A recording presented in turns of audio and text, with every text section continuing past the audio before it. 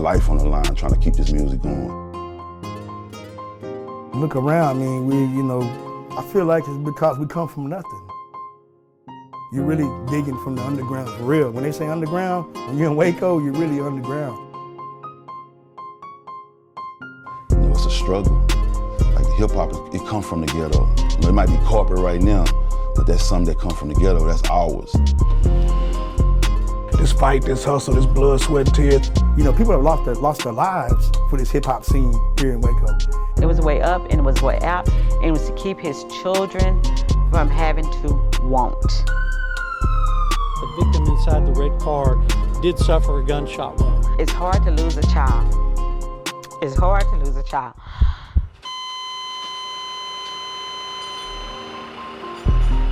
This hip hop scene is deep. It's deep. Not only we come from the underground, we have people that are buried that just blossoming up those flowers through what we built. It's deeper than rap, like they say. You just can't quit, because soon you quit, the blessing right around the corner. The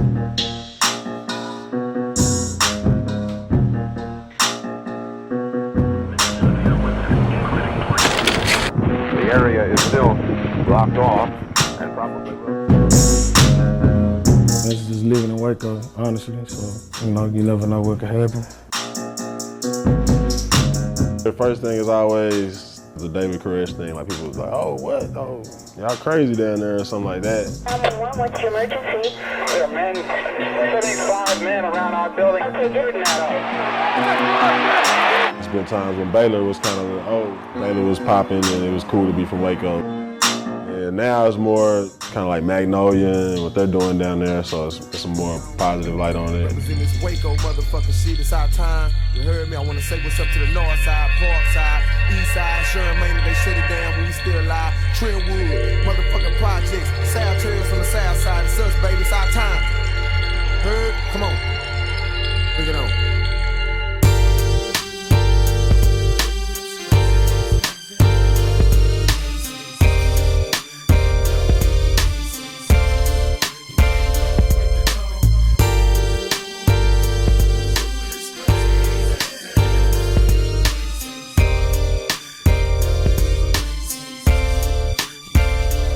They're gonna know Waco for more than just David Koresh and Baylor, Texas. They're gonna know that some great hip hop, great music has came out of Waco. Waco is a beast. Waco, you gotta go a little more harder than the people in the big city. Yeah, you gotta put a little more grind into it. Tenacity and aggression and the consistency that we have. Waco breeds like a certain strength in people. Like, it's like everybody's against me, but it don't matter, we're gonna do it anyway. Everybody just have a dog-eat-dog mentality. Waco is an environment that teaches you how to be hungry, to have this hunger to succeed. Waco makes you grind. That's what makes everybody different from Waco. We didn't have anything handed to us. Never had a spotlight on us. Like, there's no doubt in my mind, Waco is the best rap scene in Texas.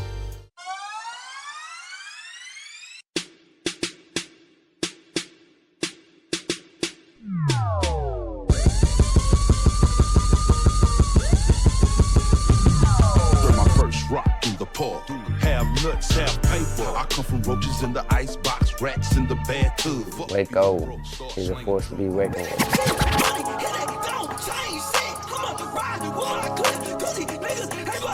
We can stand in the same ring as the big boys, whether it's the Jay-Z's or the Puff Daddies, the 50 Cents. Like, we got Jay-Z's and Puff Daddies and 50 Cents down here too. We just want to be heard. We just want our chance. If we can get our chance, we won't let nobody down. It's like a diamond in the rough because we got so much talent out here. Like, so much talent. We up for the challenge. Just open up the door. We gonna walk in. We ain't afraid. We ain't afraid.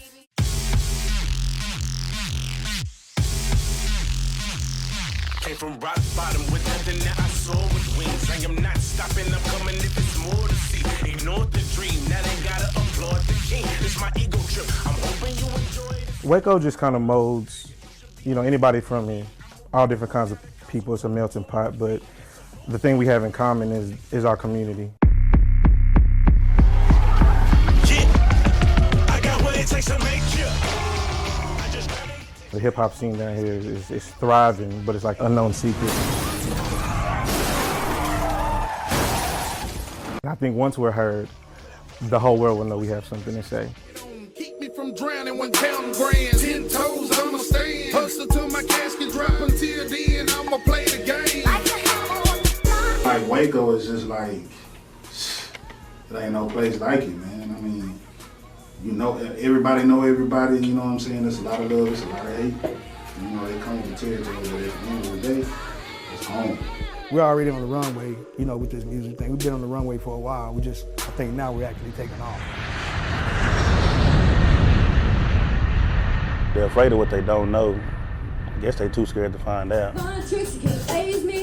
Not a lot of people know really the heart of the city, the things that are rooted deep inside of it. The people are what make the city. A chance for people to really get a taste of the underground music culture and what's really at the heart of the city. To grasp and understand the culture of hip-hop in Waco is kind of baffling to people. They're like, how would Waco have a hip-hop scene? But it's very strong, very, very strong. Money then flex like a bicep. Promises that I kept, that roller feel amazing. Thugging since I've been a baby, you can ask the Kenny lady. Look, they say, hi boy, you the truth, you a hero. Since a juvie, I've been sticking to the G code. We're loaded with talent. We're so loaded with talent. It's only going to take one breakthrough, and then I think people are going to stumble on a gold mine. I go in beast mode, and you don't want to play with me, I go in beast mode. You gotta like grab it, you gotta grab it like if you want it, you gotta go get it. But to me, my music means everything. I live it and I'm ready to die for it and I'm ready to like risk my life. Flex like it's exercise. Hey, I would check for you, like the times two, pull up in the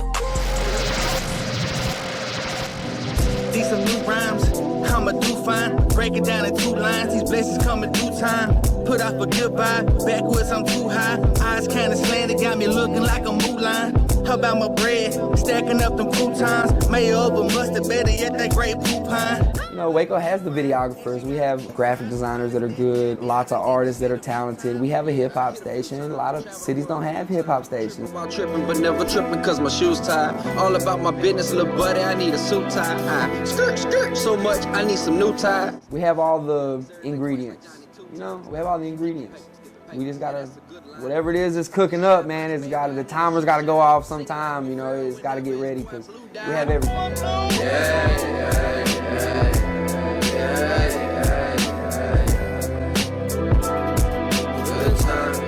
Anything we need, it's here. It's here. We're just repping our city, the 254. We love it.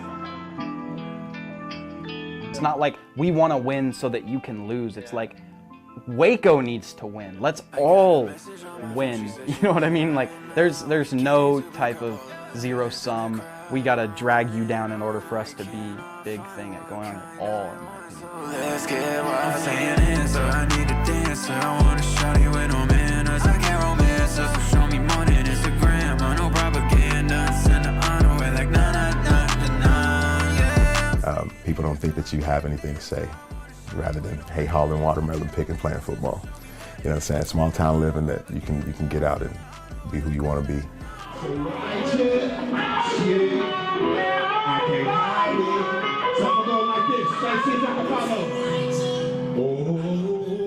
Because it's coming, it's gonna come, it'll happen. It doesn't matter if it happens for us or the next generation, it'll happen.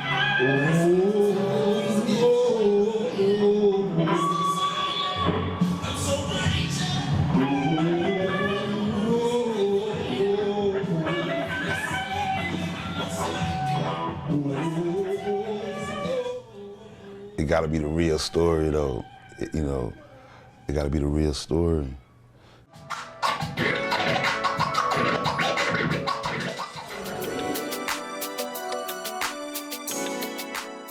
In the 1970s, a sound swelled from the underground of New York and started to spread.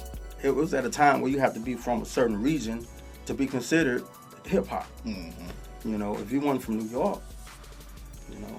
And back then it was all about New York, so New York was the only place where you could really hear real hip-hop, you know. Higher information, purposely helping oppressed people. You know, because how hip-hop started, it started from oppressed people. and it was a way to express themselves and to share with the world what their experiences. I like to call it a heaven away from home. You know, it was that spot that I could go to and have my peace. You know, whether I'm creating it, whether I'm listening to it, you know, there was just a certain peace that came from it. To be honest, I call it soul music. You know, it's in the soul. It's in me. You know, it can't be put on you. It got to be put in you. It's in me. I thank God for hip hop. I can remember when it was just a fad. Well, they thought it was going to be a fad. People said it's going to be a fad. Look at it now. Hip hop for me, it represents the underdogs. It represents the ones that everybody left out, the ones they forgot about. You work your way up from the bottom. So that's the reason why it grew, is because the hungriest people are the ones that are at the bottom. So anytime you have that type of character, then you're gonna excel because you have nothing to lose and everything to gain. It's my savior, shoot, it's my therapy, so it's like my lifeline. Something that it felt like I was born into.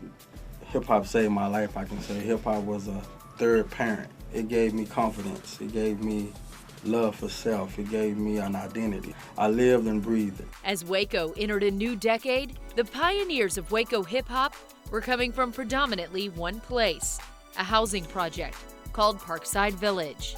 Parkside Villages, that's where it came from. I remember being in Parkside in the summer with my cousin, the Baileys, and seeing a guy walking through the big jam box on his shoulder playing that song called The Message by Melly Mel, you know, Grandmaster Flash and all of them. That was one of my first hip-hop songs where I really fell in love with hip-hop, The Message, right here in Waco when he was packing that jam box playing that song. So, I mean, that's I can remember that, like, vividly.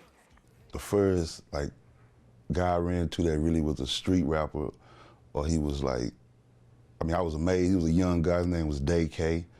You know, this is like 85, 86. He was already rapping, you know, he didn't write nothing down. And, you know, it blew my mind as far as the Waco culture. And I was just like, I always was like amazed by it, you know, just telling your life on the microphone and recording it. At block parties, in the park, the music penetrated a desire to tell the story of gritty streets and the growing hip-hop scene. I mean, I'm an 80s baby, so, I mean, the music scene then was just like, it was just the South in my ear all the time, you know. The wave was like huge.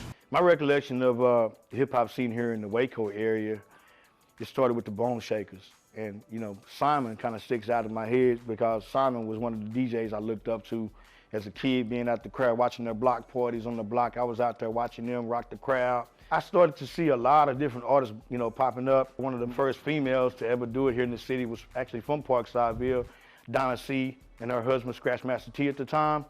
Those two were real influential in my life because I was actually a background dancer for Donna C. Her husband, Scratch Master T, he's the one that taught me how to scratch. He is the beast. He is a beast. Like, he is the man. And, you know, Go DJ Batman is the person that taught me how to mix. So I put those two together, and that's what created Precise. They were before their time. Like, back then, it was absurd to even think of having a hip-hop female rapper from Waco.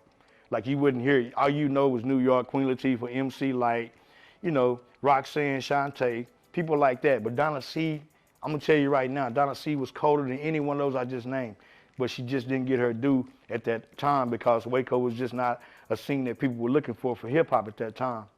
Stick 'em, ha ha ha, stick 'em. Stick 'em, ha ha ha, stick 'em. One was Fat Boys, Human Beatbox, and then also Sugar Hill Gang. So those were like my two first pieces of vinyl that I was able to buy and really dive into like the culture of hip hop and just the sounds and being mesmerized by what I heard. You know, some things may give you a feeling for a moment, but then it disappears and it goes away and you shift to the next thing. But it was something about hip hop to where when you felt it and it made you feel a certain way, that it was just there and you didn't want to do anything else but that. DJing, MCing, breakdancing, graffiti. We like embodied that. Like some of the first in the city to do it. Like my older brother Fred, if he was here to speak for it, he was in the first breakdancing group in Waco called Jammin' Breakers. A lot of people don't remember. They used to do like breakdancing battles at Chuck E. Cheese on Valley Mills. So that's how we started first. We started out as dancers because hip hop was more like, okay, the first thing we saw was guys breakdance. So let's breakdance. Then we went into DJing. you know, but we was following our older brother Freddie. He was kind of guiding the household, and we was just wanted to be like a big brother. Started DJing. Our needle broke. A little bad cousin came over, broke the needle. So now let's start rapping. You know, and I started drawing. So that part of the graffiti aspect. So the 4 elements of hip hop were always in our home. So it just branched out, and it taught us how to be original. You know, hip hop in the beginning taught you how to express yourself and be who you are, not someone else. The urge to innovate was not only out of instinct, but survival to push the music forward and find a savior from the street life. You sound Mike. What's up, Jay? Day. What's up, son? Take him back. Take them back? The old days. Like them old days? Record, Daddy. Record? Okay, I got you. Check me out, Lil J, I got you. Let's go! We actually started on the boombox that had two tape sets sides, you know, with the 2 decks. And we didn't have beats at the time, so we didn't have a mic either. So we would take the headphones, put it in the microphone jack, put the tape on one side, record it, and we would beatbox into the headphones to make the beat. And then put that tape on side B, and then put another tape on side A, play B, and it sounds confusing. Play B and record on A, and that's how we made a song. So it was, you know, we was creative, you know, but that's how we really started out rapping. But as fast as hip hop was spreading, so was something else. Once, you know, crack hit, it kind of like tore the revolutionary music out of there. It was crack, you had NWA, you had people like putting in your face what it was. In 1990, an undercover drug investigation identified the main supplier of cocaine in Waco and Houston. A crew called the Pecan Garden Posse pushed an estimated kilo a month into the streets of Waco from 1990 until 1992. It was the perfect storm of money, music, and murder. Like I had already been to a war, so when I get from the war, I'm in the era of Waco when we was like top #1 murder per capita. So I seen people, I would see them one day and I would get killed, and it was a time where I was feeling like it wasn't no feeling no more, because it was just going down like that, you know. And that was like 1993, summertime, all through 93, 94, Waco was always top per capita. So I seen death, you know what I'm saying, and I know what it is. As far as the violence, you know, we're in a violent country. A rapper, usually rapper, they're just reporting what's going on out here. This is a violent country. Sometimes when people hear that music, they feel like I'm thinking just like that rapper thinking, you know what I'm saying? So, I mean, once a fan get with a rapper really can tell him what to do. Once a fan just really get with a rapper, so if a rapper come with all negativity and his fan listening to it, you know, it's how powerful hip hop is. Hip hop was the commodity everyone could consume legally, and no one hustled more than the Central Texas Godfather. Hustling. Hustling. Hustler E's name? Hustler E. So Hustler E. Hustler E. Like Hustler E. Well, Hustler E, he gave us opportunity. He was like an underground legend, still to this day. I'm a gangster, I'm a Mac, I'm a D-boy. He opened the doors for a lot of artists. Hustler E gave me my first project to be in stores. It doesn't matter how long it's been, I feel like Hustler E's name will forever ring, even if people don't know his music. I feel like there's a lot of people today like that are young who have never heard Hustler E's music, but they know who Hustler E is. You know, the nostalgia and the name, it's not ever gonna go away. His name says it all. Hustler E. He taught us all how to hustle. Hustler E, and putting stacks of CDs, like, here you go, just bring me back this amount of money, and like he would tell me, like, just add it up. Like, if you make $100 a day and you do that 5 days a week, you don't gotta go to work. And I'd be like, yeah, you sure right. Bring me some more CDs. I mean, we just flipped it like it was a D game. You know what I'm saying? We moved the CDs like it was dope. It was our legal dope. I mean, it was legal dope music.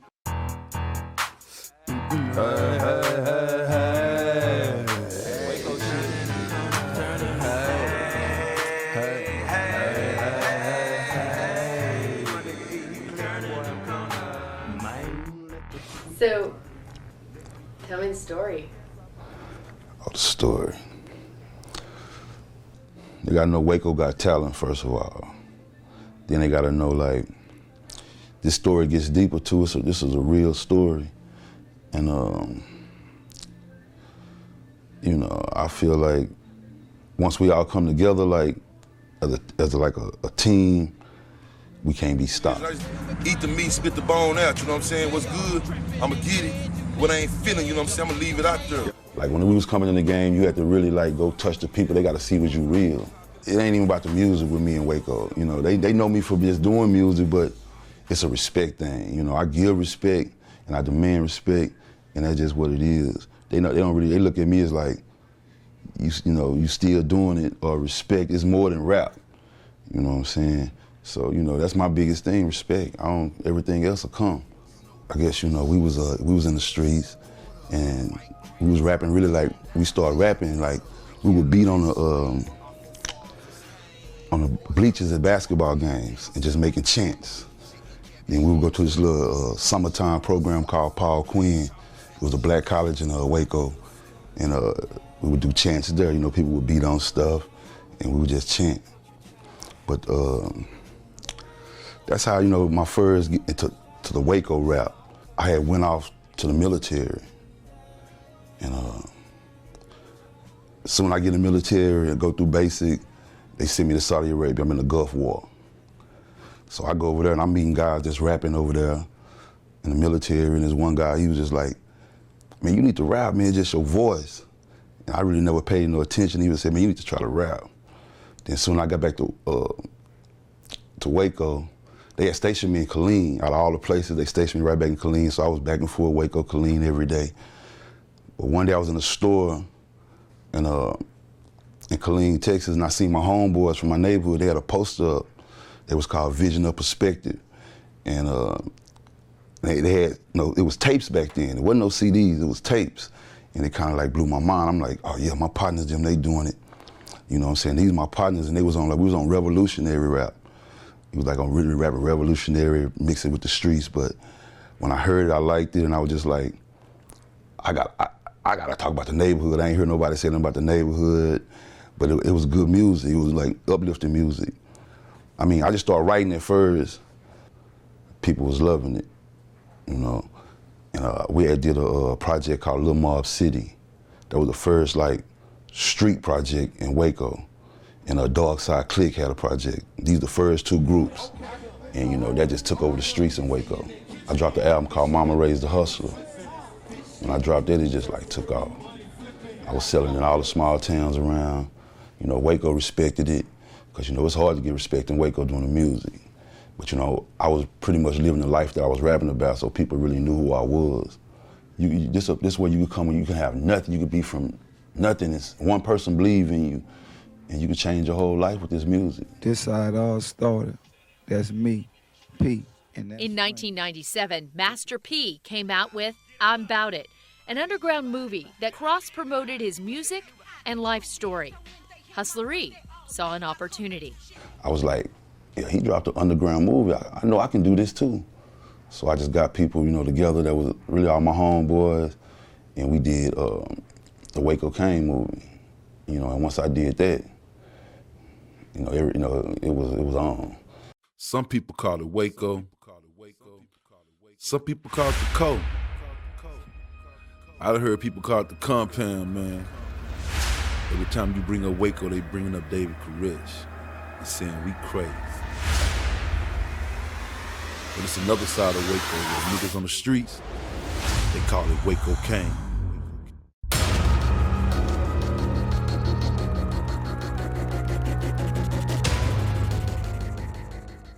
It's like a diary. You know, you don't want to give them too much on the music to get you like indicted or nothing. It's a diary like of what's going on in your mind and your friends around you.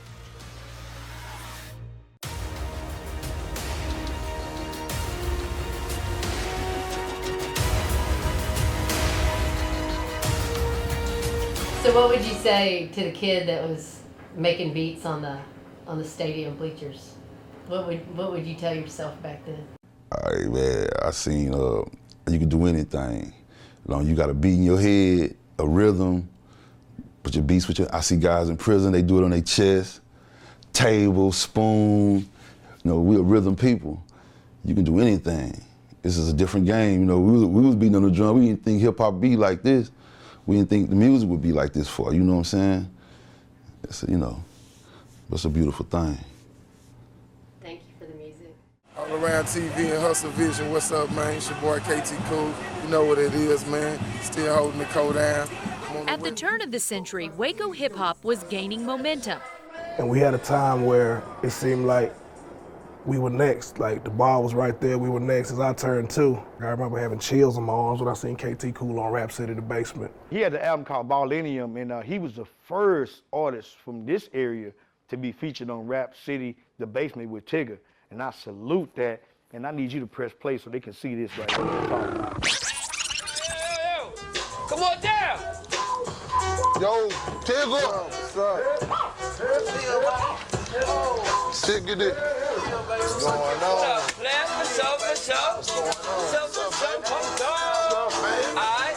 What's up, baby? KT Cool, Coolion, represent Top Notch, Ballinium.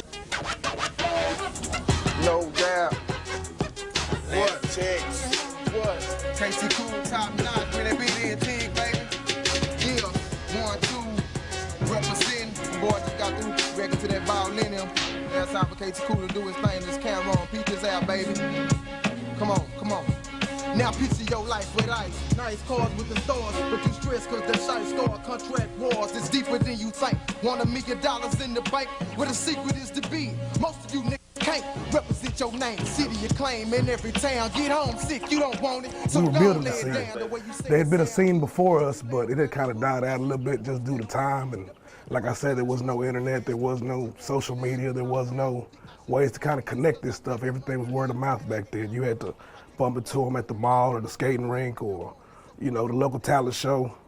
We used to have local talent shows, so that's how you might know somebody else raps. It was a chance meeting in a college classroom at McLennan Community College in Waco that forever changed the life of multiple Grammy Award-winning producer, Symbolic One. And that's where I met my guys, Anthony, oneself, and Ramon, visual. I actually failed my first semester in school from playing around too much. So I had to retake the class again the following year, and that's how I was able to meet them. I always say failures lead you to where you need to be. I was myself kind of at the crossroad of trying to find myself as an artist. I knew I liked this kind of music, but I knew everybody in my area was listening to this kind of music. I'm happy for all of us that have come through, our town that has sculpted the hip hop community to where it is now. It was 95, I graduated, I started working for the post office. I was going to school. My first check, I bought SB 1200 drum machine. I said, watch, I'm gonna start making beats. We have our own beats, we become self-sufficient. So that started the whole movement as far as, because when S1 came along, I taught him how to. I mean, all the guys came over, we learned how to program that drum machine, and that made us self-sufficient, and then we started producing for guys in the city. And everything that we did was just inspiring each other to get better. So it was just this constant level of evolving and growing as producers, and not only that, just as people, just learning certain things about each other and just really building a bond. And our crew that we created was called Third Eye Militia. You can rock it to the east, you can rock it to the west. And everybody just in concert with each other, right? For one cause, right? And that's just making music, just having fun and just loving what they do. I can say we contributed more high-level lyricism to the community at first, because nobody was doing it. Everybody was either rapping about the streets, drugs, which was, sold. But we kind of separated ourselves. Go listen to my music. It's all right there. When my father was passing away from cancer, that's what got me through, is being able to write music and kind of say what I wanted to say on music, So it's therapy. 20 plus years later, I am thankful to be able to be a part of something. I've always wanted to be a part of something larger than me. Which is why I started doing music. And, I love these guys. These are, the Third Eye group and the extended family. They're my family, true family. And I wouldn't trade them for anything in the world. I really wouldn't. That's what we kind of paved the way for, and laid that foundation. 2 of the guys in Third Eye Militia worked at record stores. Moan worked at the mall music store, and Butterfinger worked at Warehouse Music. So I would go in there and just bother these guys, ask them, so when do the records come? What's this barcode for? Or, you know, what's this? Like, I was trying to figure out everything back then as a kid. So one day, Butter invites me to the studio, the Texas Music Cafe on Franklin. I was like, I'm honored to get invited. They had, like I said, these dudes had been on BET, Teen Summit. I asked Butter how much he charged for a beat, and it was out of my budget. Somebody within the group was like, well, you know, S1 do beats too. So I was like, well, yeah, let me check out S1. I could just see his work ethic. Every producer kind of cooks different. It was a clean environment, I say. It was clean, it was, you know what I mean? We wasn't in, people were sober, you know what I mean? So I could just tell it was something different there. A move to Dallas set history in motion. I always say, pray, focus, plan, execute. S1's work with prominent artists like Beyonce, Jay-Z, Madonna, Eminem, and Kanye earned 2 Grammys. Yeah, it seemed like we all won. Yeah. It was a prize for us, and it's a prize for Waco, Texas, too. It's like somebody from my camp, from my team, all the hard work, all the setbacks, and the trials and tribulations we all went through together. I don't take anything for granted because I know how hard it is. Even now, it's hard to get to where you're trying to go. We have goals, we have dreams, but I know that there's a certain amount of self-discipline it takes, sacrifice and dedication that it takes to reach our dreams and our goals. Back in Waco, hip-hop dreams were on every block, and the one where it all started was being demolished. The Parkside Village apartments were bankrupt and in disrepair, but Waco started to grow. Artist Big Binky landed a deal with Scarface, and a hip-hop radio station hit the airwaves. Yeah, baby, y'all know what time it is. Turn everything else down. Turn 94.5 the beat up. It is time for the biggest 5-footer, and I do mean the biggest 5-footer in the game. Mr. BJ, that DJ, going live in the 9 o'clock party mix. We're about to turn up one time. I hope y'all ready. Hey, I heard that game in the background. It's called Dreams, man. I like that song right there, BJ. That's what I'm talking about. Hey, do me a favor. Before this mix is up, hit me with some Big Mike, because I'm a player. You know what I'm talking about? It's 94.5 the beat. Let's go. Yeah, I can remember when we got the station here, like I said, I was just doing morning show mixes, and it was just a blessing to hear myself on the radio. And I was like, well, I know I got this feeling. I know somebody else needs this feeling as well. You know, so we talked with the owner of the station about doing something, you know, for the local love, and he created Street Beats. So it was DJ Gigi and Mr. Classic that came in and was doing it.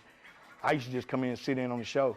I love the underground, so I just come in like a cat and just sit in and, you know, they fed me the music, and I was sitting there, you know, enjoying it. And as it grew, you know, I ended up taking over the show by just coming in, hanging out. I wanted to form a family tree of artists to where we're all branches off of that tree, and the Bread Camp is the tree.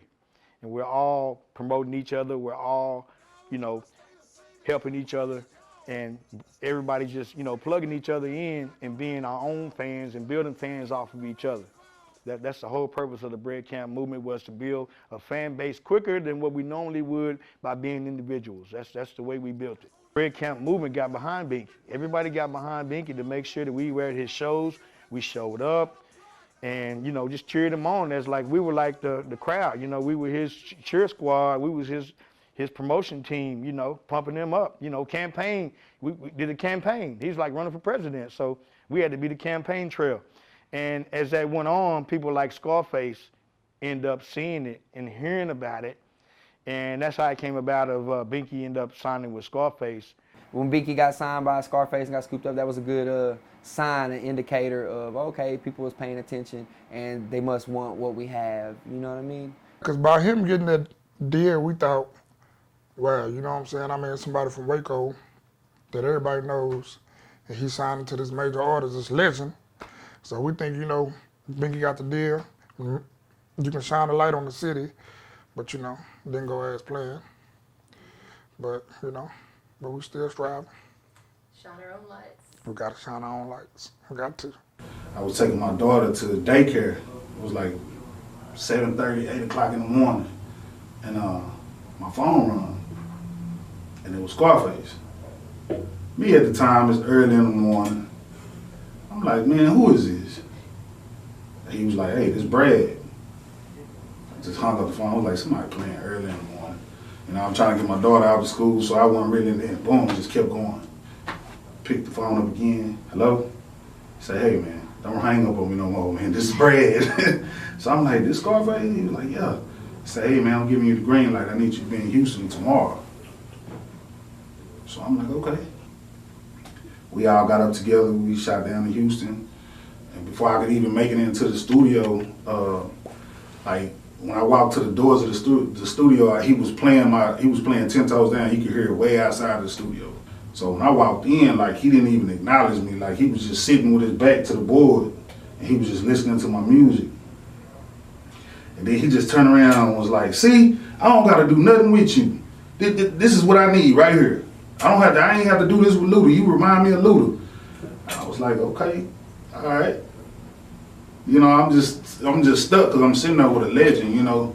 So it was like crazy, and it was just happening all fast. And then we talked, did business. I wound up signing a contract with him for 3 albums. It's a lot of things that you go through with the music and the people. You know, you acknowledge a lot of people, and you look up to them. You grow up listening to them, and then you know certain things happen. You start to wake up to a lot of stuff. You know. It's just crazy because it could have been better, but a lot of things that happen behind the scenes, you don't know till after it happened. You know what I mean? Mm-hmm. So it was just kind of like, dang, you know. But hey, it is what it is. We still moving.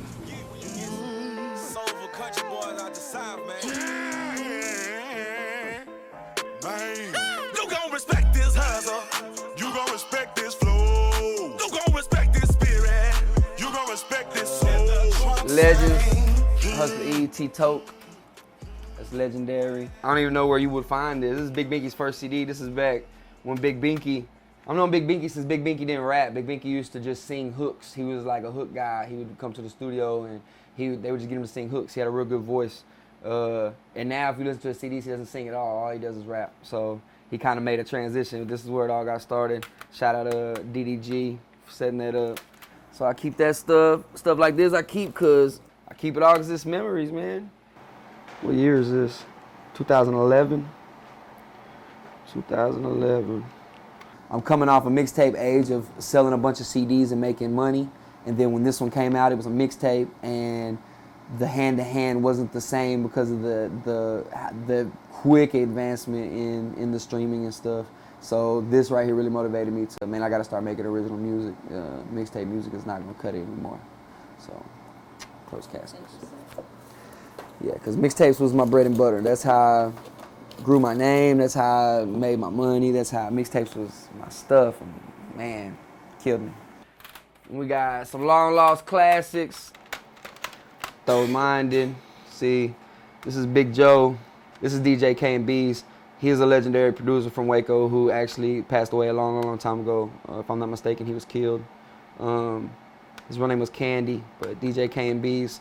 That would be a big, before there was De Niro and stuff like that, K&B's would be one of the main producers in Waco. R.I.P. Definitely one of the bricklayers for Waco as a rap scene. Co-Files, he doesn't rap anymore. It's a piece of history. Texas Money Boys, Hustler E and T-Toke, it's just history. Look, De Niro,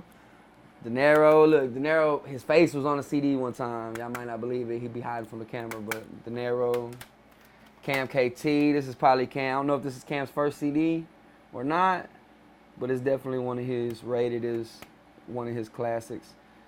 The cover designed by Newtastic, that's the people that did the Waco Cyphers. It's just all pieces of history. And my name is Prescription. I'm actually from West Texas, not like the direction, but the town, you know what I mean? West Comma, Texas, about 15 miles outside of Waco. But if you ask anybody else, they'll probably tell you I'm from Waco. Man, I've been doing this a long time. I think I put out my first CD in 2005, so we're going on 15 years, something like that. Yeah, man, we've been out here, One of a Kind Records. That's me. If you see the logo, the van or something, that's me. I always tell my mom that I feel like one day there'll be a historical marker outside this house, you know? It's kind of the Babe Ruth mentality, you know? You see the fat guy out there winning games, you know what I mean? You'd be like, anybody can do it, we can do it, you know? We just gotta We just gotta put our minds to it. Reese G's, all these people are from Waco. They are all Waco artists. Like, it's crazy. All these YouTubes, most of these are from Waco. If they weren't, they're affiliated with Waco. At one point in time, this is how hard we were pushing. All these artists, Prescription, Deuce D, Lil Dice, Junior, Chance Foley. Dat Trill Mexican was producing for us. I had DJ A-Deezy and my boy No One doing the DVDs. If you were to ask me, I would say the Summer Batch mixtape is probably one of the biggest mixtape series to come out of Waco that lasted the longest. I did it for at least 5 years straight. Each CD had probably 30 tracks on it, all local artists. Not a single song wasn't from a local artist. I could go 2011, I could go 2012, I could go... You gon' respect this house, you gon' respect this flow, you gon' respect this spirit, you gon' respect this soul. The first year was 2009, and like I said, it really wasn't even supposed to be like an event or anything. It was just like, hey, barbecue in Cameron Park. I rented a pavilion.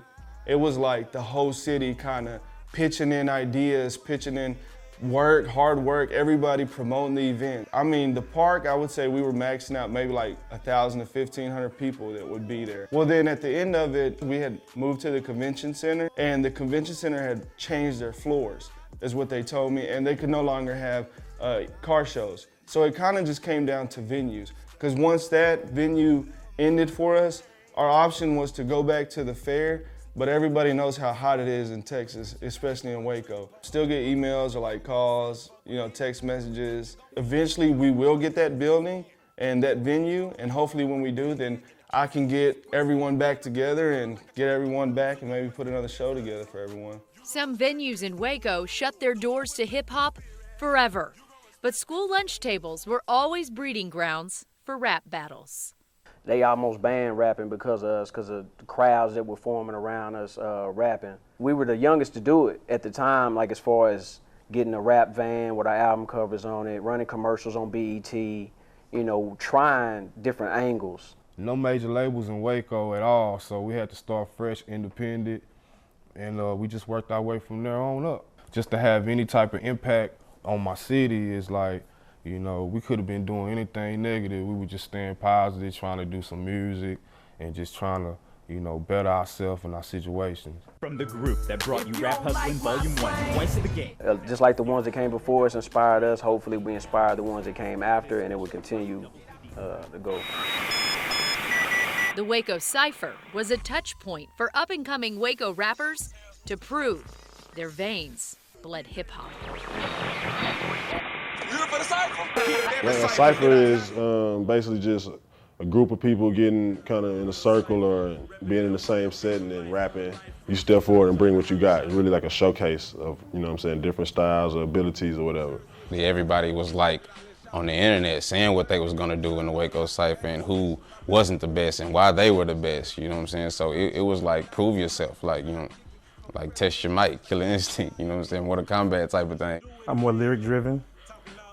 Substance-based, a lot of heavy content, a lot of everyday topics, and I try to deliver those in the most clever way I can. So not only am I gonna give you the gem of thinking like, oh man, he said this and that, and use double entendres and metaphors, but he's also talking about something I'm going through in everyday life. Shit, you need to switch your recipe quick, cause the shit I'm about to cook, off the hook, you ain't catching this fish. My process when it comes to music, cause it's kind of different for me, with me being also a songwriter. When I'm writing for me and then I'm writing for somebody else. Usually when I'm writing for somebody else, I write down the lyrics because they need the lyrics, for the lyric sheets and the metadata and all that type of things. But when I'm coming up for just songs with me, I usually don't write it down, it's all a feeling. It became muscle memory now to where it's just a feeling and I can easily retain it within my mind. Growing up there, I always felt like I was held back. But once I moved away, I realized I wouldn't want to be from anywhere else because it just makes you it's like the damage control is already done. Like when I first started getting million views on the videos, and it started being like a different acceptance for it. But yeah, Waco is definitely a place I'm proud to be from for that reason. It's made me feel like I could survive anywhere else in the world.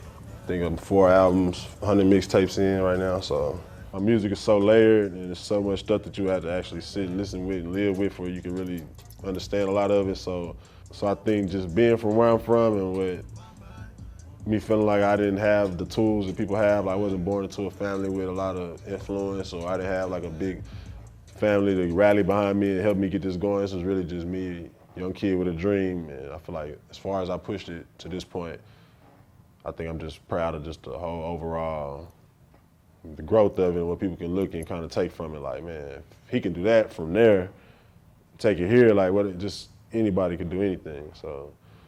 I started writing poetry before I ever started like writing raps. Like before I ever written a rap verse, I had written poetry, and it was like, you know, some of the first times that I was just like in love with rhyming, like when I fell in love with rhyming, just writing poetry. My grandmother used to actually like read my poetry, and then she'll make me do things for like the church, or take poetry and put it on the back, you know what I'm saying, of the bulletins at church, and then everybody would be like, you know what I'm saying, praising me at church, and it was just a good feeling, like people were reciting my words to me like at an early age, so.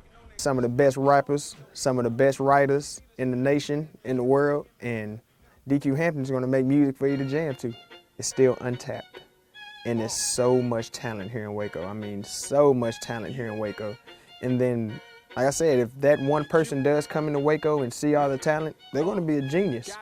But we can be the geniuses if we realize the type of talent we have and then project it to the world through our own platforms, through our own recognition. It's a beautiful tree of life when it comes to the Waco hip hop scene.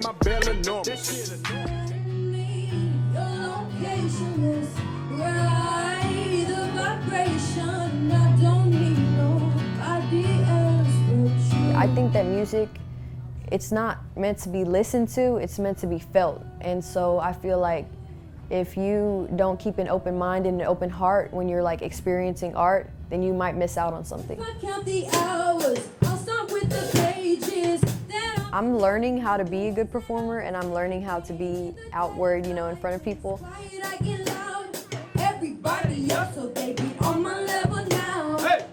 It's really important to me, and it really means a lot that I can show people this inner part of me.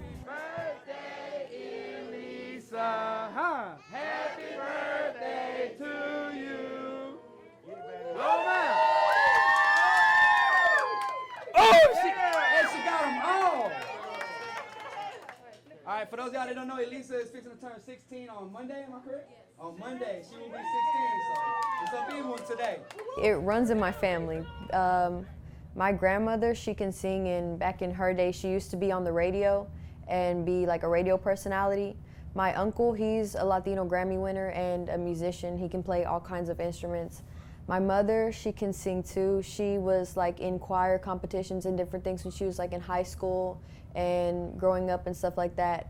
And so this musical talent, kind of, I inherited it. So I guess I got lucky there. Faze me, don't faze me, don't faze me. Whenever I sing and perform, I want people to feel color. I want people to feel energy. I want people to just forget about whatever's going on and just immerse themselves in what's right in front of them, the people around them. I really just want my music, the vibe that it has, to like bring just an escape from reality. Songs come to me through real life experiences. They come to me through things that I'm feeling at the time or things that I see. Just life experience. That's how my songs come to me. All original music. I write all of my music. Here is all of my lyric books that I've been collecting. They're full of like journaling thoughts, different things that I write down, music that I'm hearing. The proof is all right here. I write everything that I sing. Yeah, I'm really proud of where I come from. Ever since I was younger, I just remember looking out the window in the car and just seeing the city like, it's like a perfect blend of new and old. You know, you see the old buildings when you're going in the downtown area, the Alico building. I've always had like a pretty clear view of the Alico building from wherever I live. It really means a lot to me to be able to have a bigger voice, because I want to be able to represent the light in the darkness, you know, of whatever's happening. Being able to represent where I come from, I really hope that I can like make people proud, you know, put the city on the map one day. What don't kill you, make you strong.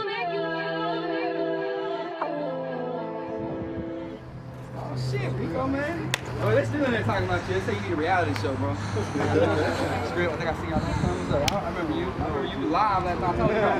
He was super live last time. Yeah, he was like, sing that shit. Music started high school. That was during lunch hours, beating on the walls, freestyling.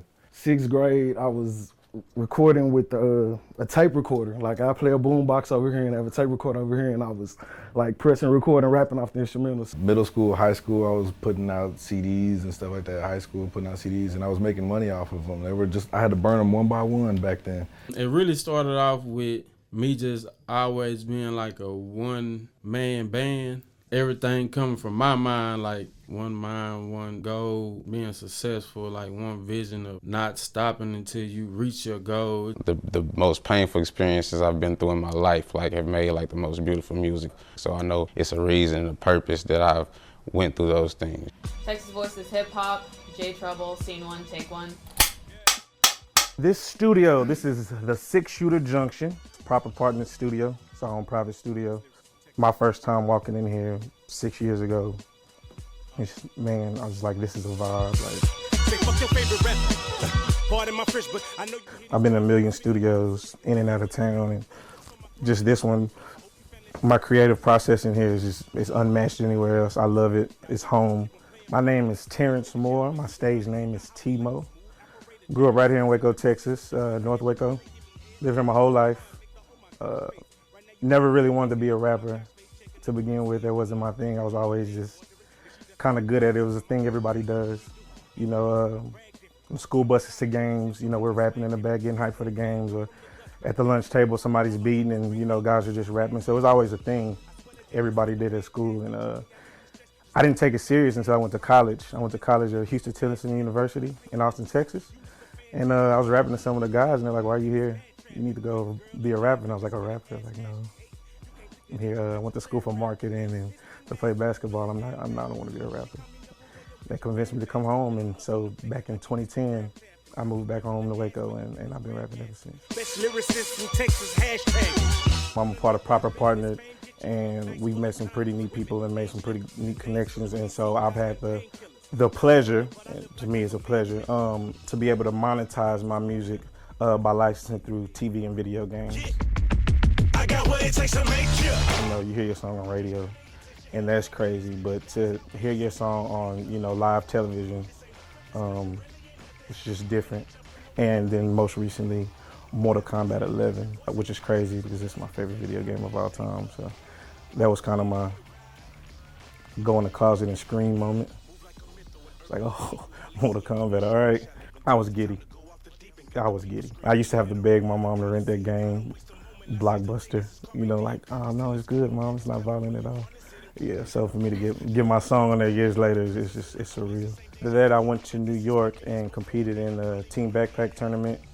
64 different rappers from around the world. I ended up winning. So I'm right now the reigning team backpack champion. This is kind of like a March of Madness tournament.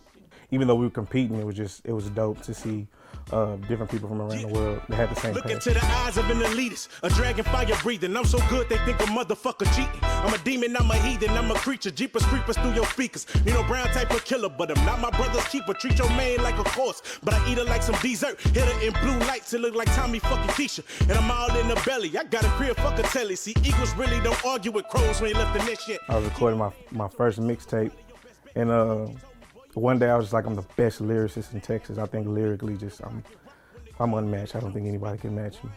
And so I told myself a lot of times, and that was just the driving force with my music.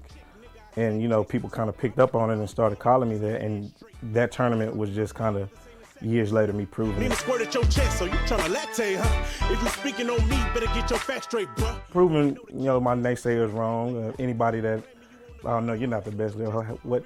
I mean, it's a gaudy thing to say.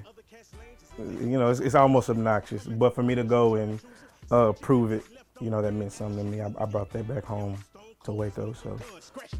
I'm the coldest nigga under the sun. I bite in no need for barking behind them hoes you get soft. All that pillow talking. When I first started, I kind of came up making music with Aria. I had no idea that there was as much talent as there is. Like over and over, I kept being like, like, am I crazy or is this like really good? Like I would send it to people and I'd be like, this is like good, right? I'm not just like crazy. I'm not just hyping it up because I was involved in it. And so I found, you know, now I have a studio in my house and I produce and mix, you know, probably 30 artists in Waco, and I am astounded at how much talent there is. Like it almost seems like every month I hear some new thing or I meet some new person and I'm like, wow.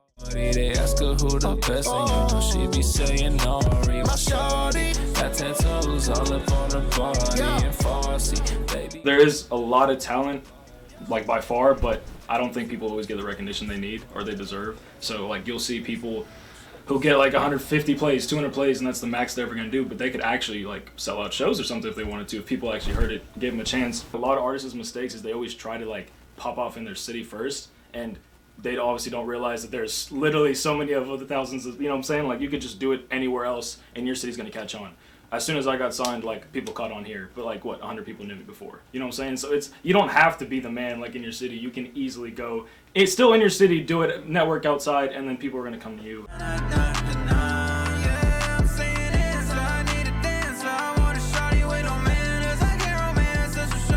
It's hard for me to describe, you know, what makes hip hop, you know, great. It's more of just like a feeling. This is still recording, right? Yeah. Hey guys, welcome to the Blue Room site. So came up with this one that I really liked.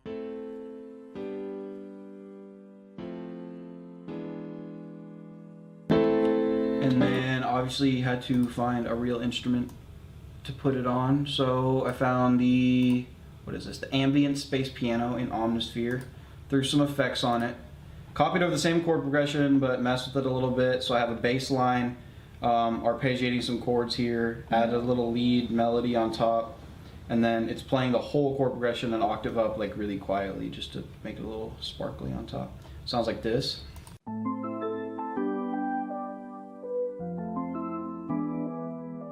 I think right now is actually such an awesome time to be a fan of hip hop and to be making hip hop, because recently, just in the past, you know, it's always been on this trend, but just in the past few years, hip hop is now at the absolute forefront of music in the world. Like you go look at the charts and you could look at the top 50 and it's going to be 30 hip hop songs, 10 non-hip hop songs with a hip hop feature, and then maybe 10, you know, that aren't hip hop. And even the ones that aren't hip hop, you could listen to an Ariana Grande song, that production is inspired by hip hop. Those hi-hats, those 808s, like that.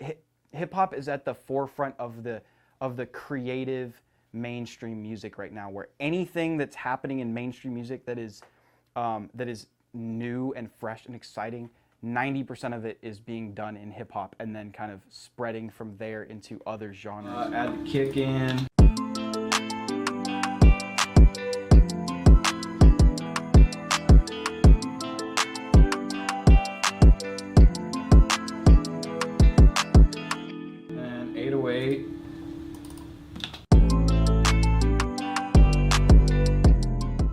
So it's an awesome time to be making hip hop because we have nothing bounding us to anything. Hip hop, you can do anything right now, like anything. And that is pretty much the No Manners beat.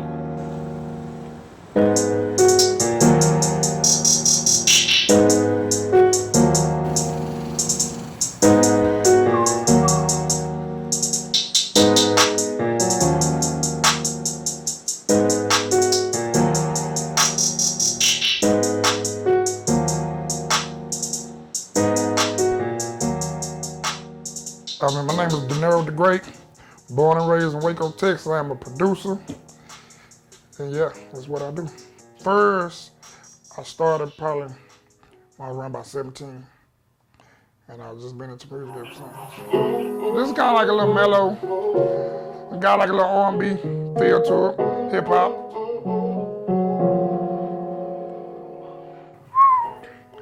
How many beats I done produced? Probably 1,000. I've done over almost 50-some albums, and I'm still counting. First, my studio just started with a computer and a microphone. I kept at what I'm doing, and I was able to get it, you know what I'm saying, certain equipment from the help of my older brother. And really just keep grinding at it and just keep building my studio up and up. You know, I might get a keyboard, then might get a mixer, speakers, and voila. Have you ever had somebody try to take your equipment? No, take my equipment? Yes. No, I don't think that'd be the right thing to do. Nah, I never had those problems. And God forbid I do. Around what, about 2011, 2012, we had did a song called Him on the Block with Big Binky. And that kind of like took the storm around the city. It was very popular, you know, around here in the Central Texas area. And that grew my buzz a lot too. Working with him. Where you get to express yourself through the music. And the scene in Waco, I mean, I feel like it's growing. And there's kind of like no sound like that's coming out of Texas that's in Waco. I mean, Waco kind of has like a unique sound. I mean, it's just kind of really hard to explain because it's like a gumbo pot, you know what I'm saying? So it's all type of rappers. But it's a bunch of talented rappers. I want to see if we can do it the second time. Do it.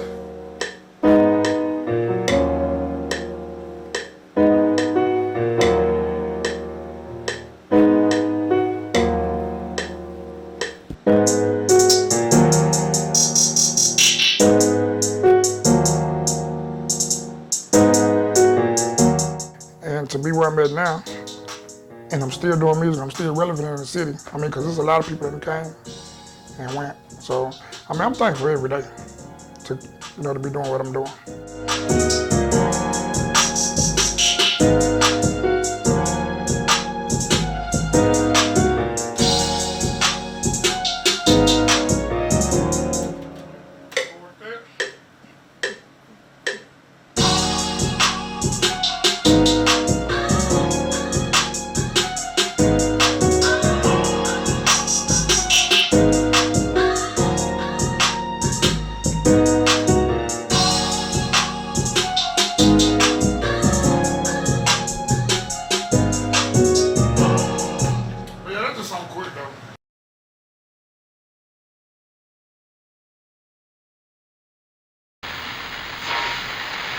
The 9th annual Waco Family Barbecue Bash brought Central Texas families together earlier this provide a positive, fun environment where they can come out and have free food and drinks, and we can give out school supplies and backpacks and just, really just have an impact on the community. We make the dream come true, us in East Waco, Texas. I say a lot of young kids listen to hip hop, they learn life through hip hop, they listen to the rappers more than they listen to their parents. So we have a responsibility. It's just not hip hop music. This is something that's feeding our kids. This is something that is enhancing our kids. This is something that is teaching different people around us. So it's bigger than just the hip hop scene. Bro, I went to one of them games, bro. Have you ever been to one of the games, dude? Cowboys? Yeah. Oh, yeah. Now they gonna rep hard for they Sooners. Yeah. We see a lot growing up. Like we kind of got to grow up a little earlier than the normal child, but I mean, it works out at the end. You thinking about Jack and me? Rest in peace to Jackie P. I miss you, baby. Real talk. Know you disappointed. When I get to heaven, we'll talk. Gangsta in my DNA, my side bitches. I grew up in North Waco. We're in North Waco right now, mostly from on 16th all the way up to 26th and Cole. On the north side, it's pretty cool. Everybody looks out for one another. It's very family orientated. So this is what I love. Every time I come home, I'm over here. I'm either getting me some food from Mitch's, getting me some short ribs, or coming down to Adams, getting me a soda, that's what I do. I try to visit everybody I can see on this side of town. Like, I went to college in Oklahoma City, and after I graduated college, then that's when I decided to rap, because I felt like, if I'm gonna be an artist, I need to know how to do certain things. So I went to school for marketing. And then after I got my degree in marketing, I'm like, well, now it's time to do this music. Like the old saying goes, it takes a village to raise a kid. So when guys like, Sammy see me doing something, like he supports me 110%. He been running this barbershop for a while, and he was an inspiration for me. A lot of them have their dream, but a lot of them took a detour in that and started doing something else. And they, you got that coulda, shoulda, woulda thing instead of, but If you have a dream of something that you think that you want to do, just do it. Don't think about it, do it. You'll never know what you would have accomplished or where you would have went or what you would have done had you never done it. You got to give yourself a chance. And if you're gonna bet on something, you'll bet on a baseball game, basketball, football game. Oh, I bet the Dallas Cowboys gonna win. Well, bet on yourself. Bet on yourself to win. And you'll do everything you can in your power to win if you bet on yourself. That's the goal. Yeah, I went the heads up. So let me give you a heads up and put your number in my phone. This establishment right here was like the beginning of a lot of dreams that I had at night. You know, just being able to come here and see these guys, you know, cut hair every day, and they giving out a service that would never go away. And then when people leave here, they feel good. They feel welcome. They like, hey, and they want them to come back, you know? And that's what I want to do with my music. I want people to hear my music and come back to me. I love being from Waco. It's a tough place, but it's also with a lot of love. You know, we got a lot of love out here in the city, you know, in Waco, Texas. Ain't no love in these streets, doing all that she can. And the pain is so deep, she just trying to hold on. The street art was just trying to get your name out there, trying to be seen. You know, the fear of being so small, even in a small city, it said, like, I'm here, and I ain't going nowhere, and I need to be known. Drip, drip, drip, drip. It's roots, you know, it presents struggle, perseverance, and overcoming that struggle, and just the hard times that it took to get to where we're at today. I love Waco. I love the people of Waco because, yeah. And back in the day, believe it or not, we kind of considered Waco all to be the hood. Like everything was always going on. Something crazy it was nothing fancy in Waco.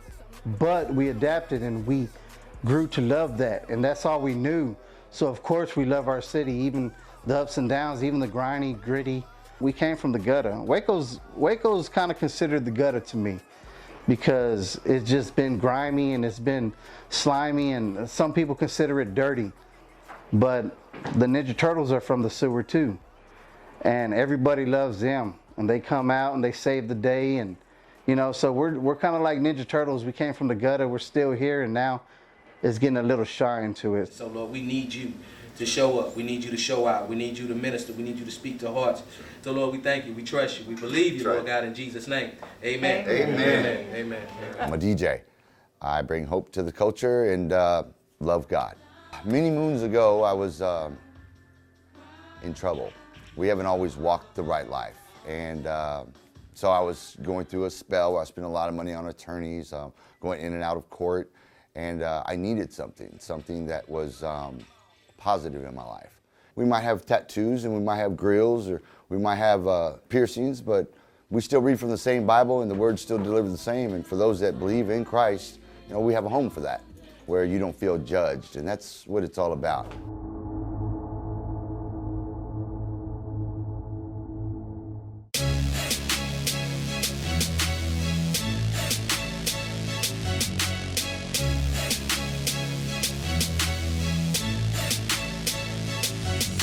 The devil wanna see us going at each other's throats, fighting over skin color and how each other vote. This ain't a battle for the polls, it's a battle for your souls. In a way, my city looking like the devil in control, but It's crazy how much people really want to help in our community, and Waco's good for that. Police, give them wisdom and guidance, be delivered from violence, and if the drama pop off, let their triggers be honest. A lot of times you'll go into a contemporary or a traditional church and feel like you're being judged, maybe because of the tattoo that's on your head or the grills that's in your mouth or just piercings that are on your face. We have all of that here, and on top of that, we have traditional church goers. We have elderly people that come in here. We have wholesome families that come in here. They just like the groove. I mean, it's pretty live in here. We're worshiping God, and it's not like we use a different Bible. It's the same message coming your way. It's just delivered in a more down-to-earth type of way. We gotta realize that he didn't send his son down here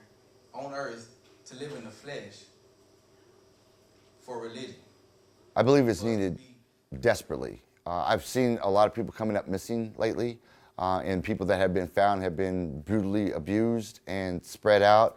It's kind of sad when Waco was such a loving city.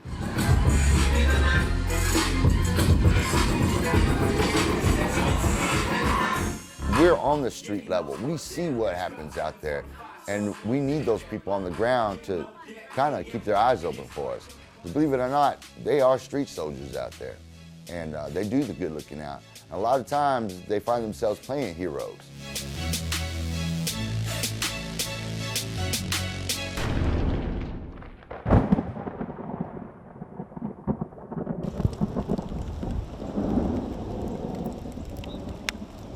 Mama, give me 2 years, just 2 years, and you won't ever have to work again, you know. He was on his way. He was definitely on his way.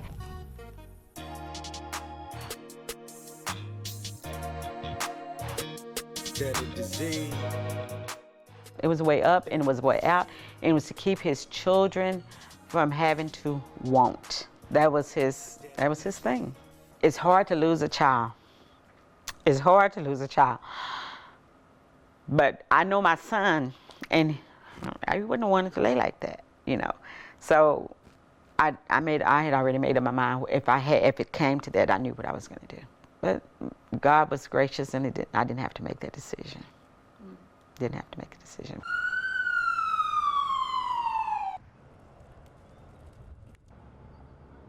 I flat refuse something happened to him because of his music. We're able to determine that the victim inside the red car did suffer a gunshot wound. I was at work. It was just, I can't even tell you how I made it to the hospital, because I know I don't remember stopping at red lights. So that was, yeah, and I'm still praying all the way out there, you know, that he was going to be okay. When I got to the hospital, I knew it was serious. You know, being a nurse for as many years as I have, you can kind of pick up on some things that said, you know. When I walked in the hospital, the nurse asked me, can you describe him to me? And I was like, and in my mind, I was totally blank on how to describe my son. And I was like, I can tell you one thing. He's got my name tattooed over his heart. And she asked me, what was that? And I told her, and they took me right on up. And all I could think to do was, it was time to pray. Because that was my baby laying there. That was my baby, and all I could do was pray. I couldn't touch my child. I couldn't touch him, you know. I couldn't kiss him. All I could do was just stand back and hold my hand, you know, because of possible evidence. So I couldn't touch him. All I could do is stand back and say goodbye, you know. And he was just laying there. Just laying there. I talked to him, and I believe he heard me, you know, to a point. But because I felt like his spirit was already in the room, so he heard me.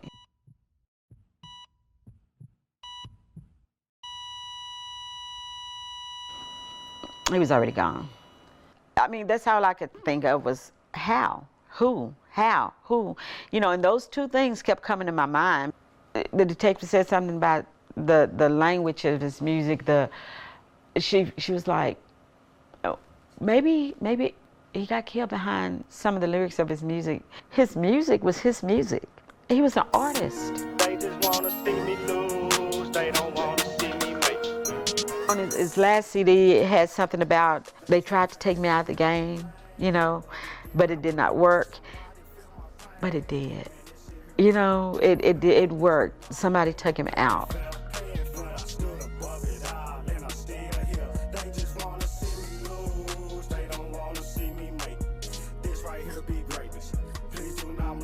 My son was not perfect. He was perfect to me, but I felt like they pulled his record, the police department, pulled his record, and they're like, oh, that's one less we've got to worry about.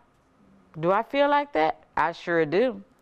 They're going to keep it out on the desk, and out on the desk, and out on the desk, and keep it open until all of a sudden it's cold. And then they're going to file it back into the cold cases. This is where I live. I would like to know or like to feel like my life or my son's life means as much as the next person, the next white person. As my life. As your life. You know, I don't believe it does. Not in Waco, I don't. That's not the justice I want.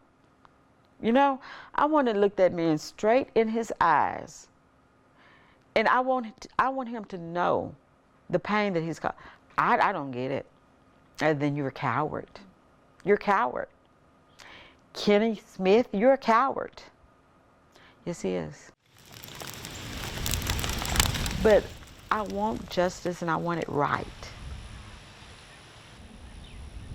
I'd love to see justice before I'm laying down next to my son.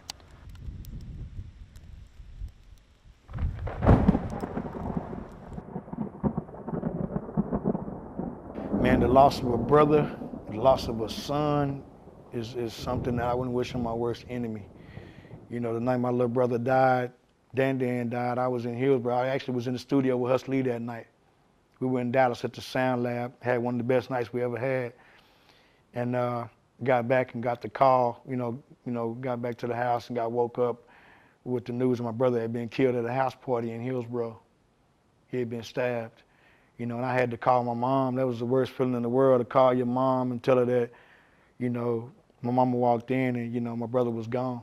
It's still vivid in my mind right now. It's just one of the worst feelings you could ever think of, to have to tell your mom her son is gone.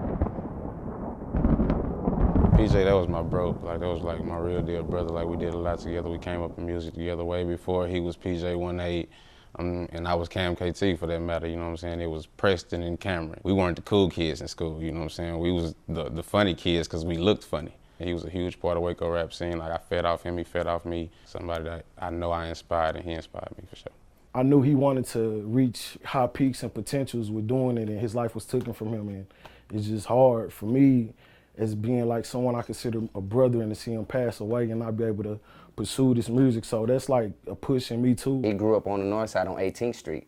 Like I said, I'm right down the street on 16th. So that's all he wanted to do. He just wanted to do music. That's the thing about Waco. Like, you can easily get caught in the underworld and have your life snatched from you just like that. We've lost a lot of real artists here in the city. I started with my godson, Braxton Bennett, because that's my godson. I mean, he stayed in my house with my boys. They did music, I gave him the game. I gave him everything I knew. And, his life was taken, was taken by, by somebody that was just senseless act of, ignorance. I'm even going to go as far back as Struggler G. It was Hustler E's cousin. Struggler G is a young man that started a label called FE. He had an artist named Cadillac and a couple other artists he had. He lost his life in the fight for this hip-hop scene. I be taking the blame on a lot of stuff because a lot of the guys was trying to do things I did. I'm talking about the guy I lost close to me, you know what I'm saying? So I'm always gonna think of that. But just know that we have lost a lot of people, building this dream. It really could have been it for me, and if that was it for me, I really wouldn't have been satisfied with what I was doing in life. As you see, I got the scar from the accident. It just made me look at life like you never know when it could be the end. So just every day I'm just gonna try to give it my all, give it my best to reach my goals and strive to be the best person that I can be. For me, I use it as inspiration. Like, I have a cousin that's, doing a lot of time right now, and he is my inspiration. Every song, I keep his name alive, and if he could see me doing something positive, he can do positive things while he in there and get his life together, and with God, we'll get reunited again. Yeah, Cleanly Times, which is the third, he's the third. Yeah, that's another one of my brothers, you know what I'm saying? He committed a crime when he was, very, very young, 18 years old, first felony ever, robbery, and he got 60 years for it. Your first time going to prison, you ain't even gonna get to leave.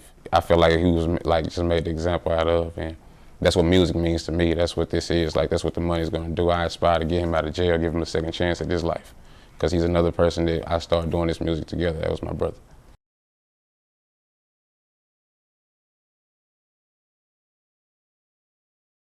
We're not strong. lie, cut. Strong mind lasts a long time. Real. Yeah. Joe Sim. Raheem. New music. I'm saying goodbye. Well, my name is Eastside Black, and I'm from East Waco. You know, grew up in East Waco, but I live, all over Waco. And I represent Alva Prophet. My cousin started, and he went to jail, and he got out. He started, making more music, and then went back to jail, and it just motivated me to keep going, keep pushing. It just made me want to go harder and want to just show the world that you really do something.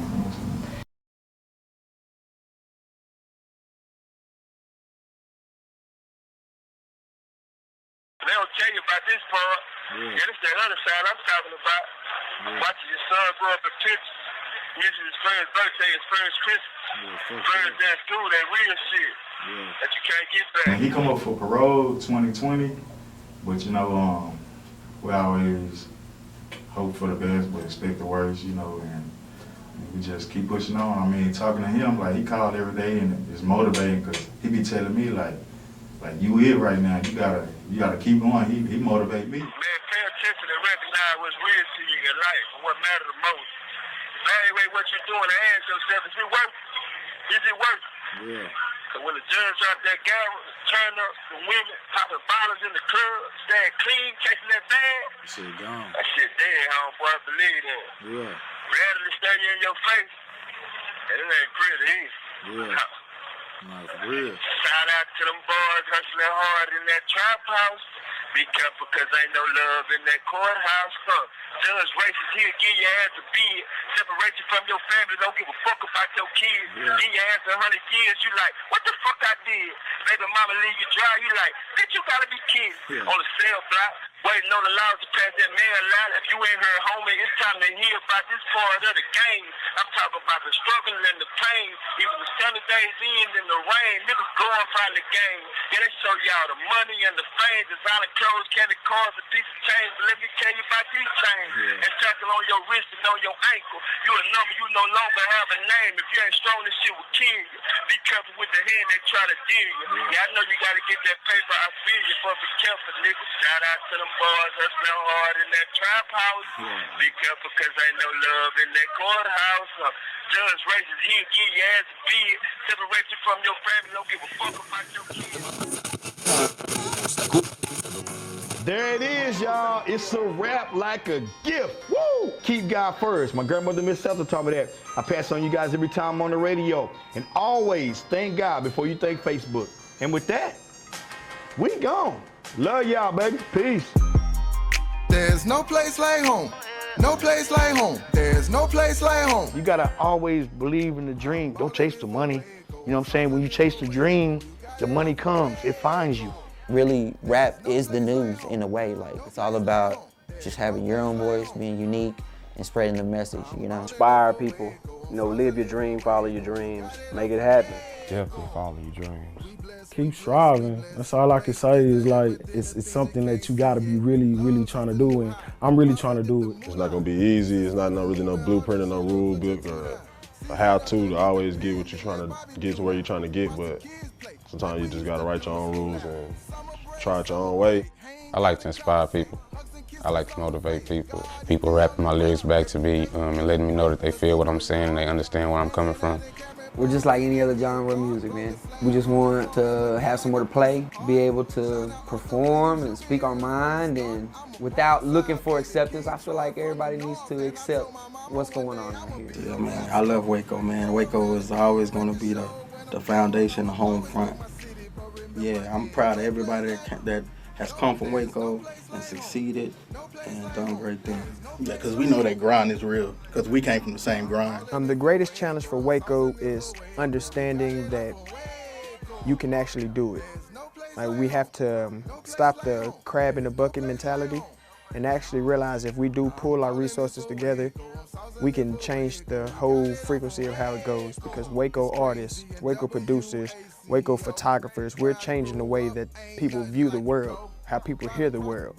Knowledge is everything. So if you go to different places to receive the knowledge, you can become successful, and then you can come back to your city and make it rich, you know? And that's what I plan to do. I plan to come back and give back to my community like my community gave back to me. Like I always say, the speakers never lie. You know, so people can say this or that, but once you press play, like it's a feeling that it's frequencies that resonates with your body and your mind and your soul. So it's just like it has a certain power and a certain spiritual connection that you just can't explain it. It's just a feeling that you get. Oh, baby, there's no place like home. No place like home. There's no place like home. I'm ballin' it for Waco. I'm saucing it for Waco. You got it off from Waco. There's no place like home. No place like home. There's no place like home. I'm ballin' it for Waco. Greenstone, Parkside, PSV, baby.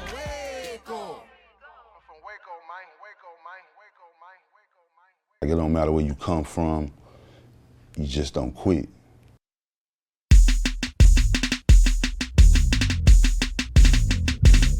What God put together, let no man break apart. Stay on the chart. Make the marks, raise the shawl. We used to make the spark like matches. Party bastards with automatics. We involved with static ballers. It's all about the fast shit.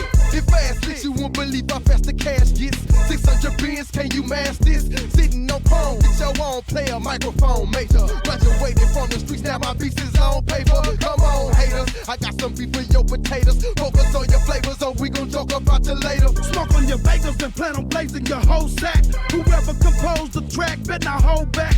Act up on the radio, out of wake up for the greens. Contracts with guns in the strap, tossed to New Orleans. To the critics, better known that we live it, it's in our brain. Black men stacking ends, we on top of our game. From bricks to making motherfucking hits. Game tight, we on top of our motherfucking game. Waco, it don't stop, it don't quit. Hit licks from bricks to CDs, you know the fiends need a fix. We can do it legal by distribution to our people. Or change the plan, cause the plan they made will see. We on top of our game, now can you feel this? Tell me how you love that. Coppers try to get us, but we switched and made a thug track. Now we all on chrome, talking no phones, my business shooting vision, all in your dome. We on top of our game. On top of the game, coming through this bitch like a hurricane. Everywhere I go, they know my name. I took me a trip to Wade. We wilding out tonight in a special way. You know, the big show is actually 2 days, the 26th and the 27th. And I got passes, matter of fact. Big homie, what's up, man? What's going on with man? Yeah, we get some scenes, through the hood. Love, hey, love y'all back, baby. We ain't shit without you. No but love. Who, you cooking? You barbecuing or what? Yeah, you just smoking over here. Man, that's what's up, baby. Chilling, man. Love, man. Appreciate y'all boys, man. We're gonna get you a cameo, on this video we shooting. Oh yeah, I see that. Yeah, you showing some love. Yeah, you know what I'm saying? Walk you through the hood one time. Northside, man. Northside together, man. Everybody Big Harvey, man. Baboon, man. Love, man. Appreciate you, big bro. Kick it on the scene. Northside, Greenstone, Parkside, PSV, baby. I promise to God. What's love? All right, I got you. We see. I got to run. Let me know. Check this young fighter. Okay. Young for real, man. Okay. Yeah, young Nacho. Young Nacho? Yeah, from Nigeria right here. Oh, right there? Yeah. So real. Yeah. Carlos. Cadillac Jones. Yeah. What's up? No. What's up, Rick, bro? Good, nice to meet you, bro. Nice to meet y'all. What's up, man? Let me give you my card, bro. Yeah. You got some more shit? You got some more shit? Some clean shit, too? You got that one when you get ready? You got the card? Hit me up. We get you on. We got Street Beat Show, number love.